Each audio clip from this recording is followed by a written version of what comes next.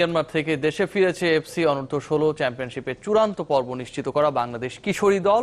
সেপ্টেম্বরে থাইল্যান্ডে হতে যাওয়া টুর্নামেন্টের সেরা 3-এ থাকলে যাদের মাধ্যমে ফিফা অনূর্ধ্ব-17 বিশ্বকাপে খেলবে বাংলাদেশ। সেই স্বপ্ন পূরণে আরও কঠিন প্রতিপক্ষের মোকাবিলা করতে হবে কিশোরীদের, যাতে মোটেও ভীত নয় দল। এই দলটাকে ঘিরে নতুন স্বপ্নে বিভোর বাংলাদেশ, যাদের মাধ্যমে প্রথমবার মিলতে পারে ফুটবলের বিশ্ব আসরে খেলার সুযোগ।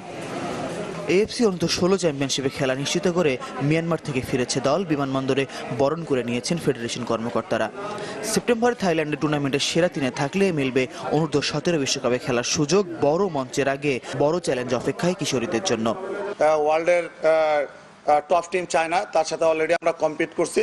তো আমাদের মেয়েরা সব দিক দিয়ে আসলে উন্নতি করেছে। যেহেতু 6 মাস সময় আছে, আশা করি যে আমরা তাদের সাথে সমান তালেই কম্পিট করতে পারবো। তারপর খেলায় তো হার জিত আছে। সামনের দিকে আমাদের অনেক শক্তিশালী দ্বিতীয় রাউন্ডে যে খেলছি টিম, এর থেকে আরো অনেক শক্তিশালী টিম আছে।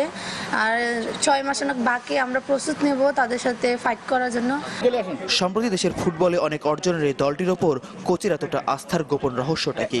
মেয়েরা আসলে ওটা সবকিছুই মানায় নিয়ে যে খেলতে পারে এবং বাইরের মাঠে যে জিততে পারে, এটাই হলো উন্নতির একটা বিরাট চাপ আমি মনে করি। আপাতত বিশ্রামের সুযোগ মিলছে কিশোরীদের, তবে মিয়ানমার সফরের সঙ্গী হয়েছিলেন যে সিনিয়ররা, এবার পালা তাদের পরীক্ষার।